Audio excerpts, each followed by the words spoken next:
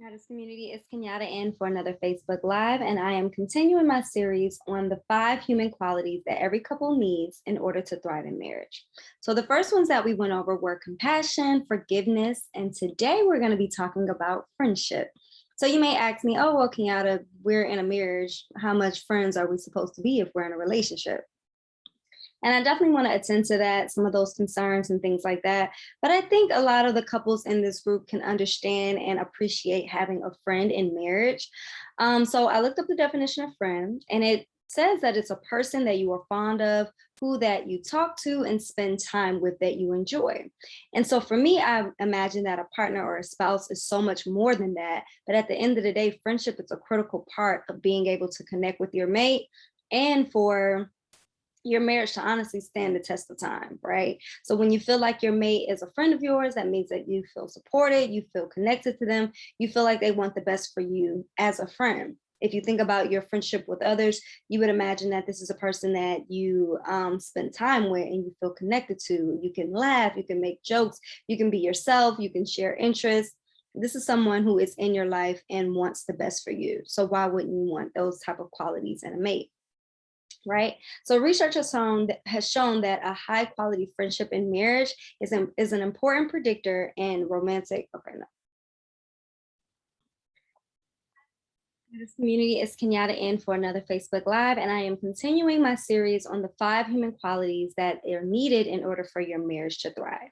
So, at first, we talked a lot about compassion, the importance of forgiveness in marriage, and today we're going to talk about the importance of friendship in marriage. So, I looked up the definition of friend, and it is a person that you are fond of with whom you talk or spend time with. And a spouse can be so much more than that, but think about the importance of having a friendship within your relationship. So you may ask me, well, Kenyatta, why do we need to be friends if we're married? That's totally separate, right? I have my friends and then I have my mate, I have my spouse. And I definitely understand that, but I find that those couples that have a level of friendship have a level of that type of intimacy of this is a friend of mine, along with this being my lover, this being a person that I consider my family. Those people typically have a different type of marriage and a different type of connection. They have a different level of respect and honor for that person when they are connected in many ways. So, having a friend is wanting to spend time with this person, to be connected with this person. You want that person around, you want them there. And that is the level of friendship that I'm talking about. So, research has shown that a high quality friendship in a marriage is important predictor of romantic and physical satisfaction between two people. And so when you think of friendship in marriage, I imagine a couple laughing, making jokes, they're able to be themselves, they have some shared interests, they like being around each other, they like each other's company, they like who that person is, their character. So these are some of the things that come to mind when I think of friendship along and coupled with being married. So, as we know, physical intimacy is only one part of the relationship, but ultimately, emotional intimacy is going to stand the test of time because at some point, you and your mate, things are going to change. Physical intimacy typically goes down in most marriages. Not to say that anyone should be living in a marriage where that is completely rid of physical intimacy, but ultimately things go down from there. So I imagine, for women that have just had a baby, or people who are getting older in age, or you found yourself in a place where you and your mate don't spend as much time together, or you're not able to be as physical because you got kids in the bed. Emotional intimacy is what will keep you and your mate strong. And that grows through having someone that you feel like you can be emotionally intimate with. And so that means feeling accepted, feeling heard, feeling validated. Having a friend in marriage can offer those things to you where you feel like you're connected to this person in a way that doesn't just mean that this is a person that you're attracted to or sexually attracted to, right? So it's different when you like your mate and you admire them and you enjoy their company.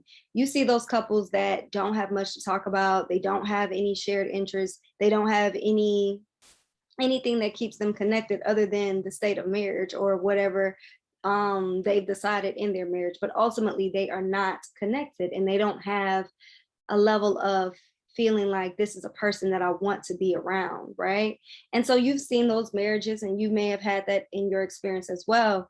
But I think having a friendship and having a friend and your mate can offer a barrier or a buffer to that. When things get hard in your relationship, when you're still seeing this person as a friend, that can make a difference with how you treat them, how you regard them, and ultimately how hard you fight for the marriage. So it's different when you genuinely like your mate. We all know what it's like when your mate is your favorite person, and this is the person that you want to spend most of your time with. It's the first person that you want to call when something happens in your life, right? That's different than just a typical, oh, okay, this is a person that I'm dating, but more so, this is a person that I want in my life for because I enjoy them. So I want to encourage anyone watching this video to nurture the friendship in your marriage. Get back to the place where you're getting to know your mate, you're learning about their interests, the activities that light them up, trying something new together, right? Being able to laugh, being able to laugh at yourself, being able to make jokes and tease each other, right? Flirt around. Friendship also comes with a level of respect for one another. So a level of trust and loyalty. When you think about the friendships that you've had since for years, there comes a level of respect for that person, a person that you can trust, right? You imagine that they speak highly of you, whether you're in the room with them or not, and you do the same for them. The same is true for marriage.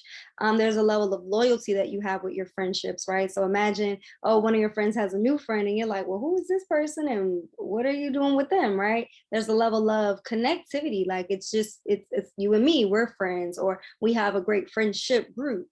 It's the same with marriage. And ultimately, having a friend is about having a cheerleader, someone that is there with you throughout every step of your life. They are the person that is in your life, cheering you on for your successes and helping to pick you up when things go wrong. Same with a marriage. Imagine if you had that in a marriage where you have a person that's your cheerleader, right?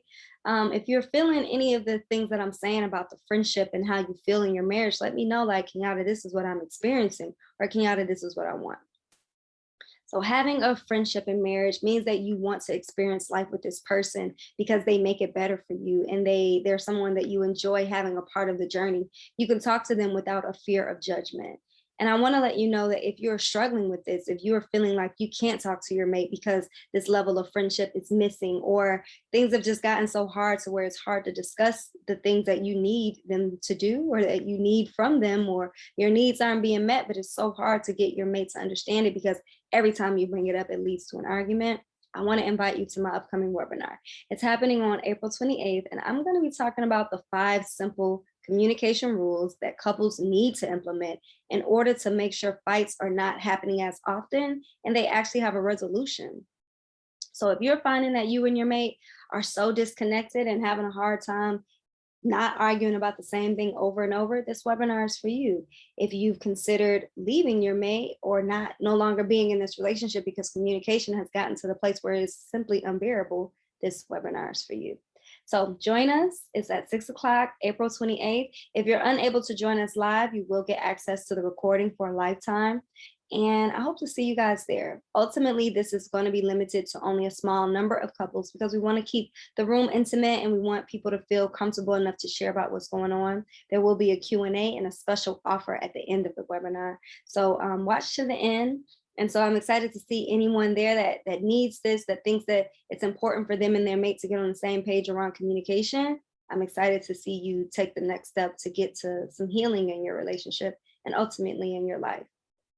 So guys, thank you so much for watching me today. I will continue my series on the 5 qualities that every human needs in order to have a great marriage. So like I said, forgiveness is one, friendship is the other, and the last one that we discussed was compassion. So if you haven't watched the other videos, go ahead and watch them. And thank you guys so much for watching. I will see you guys next week.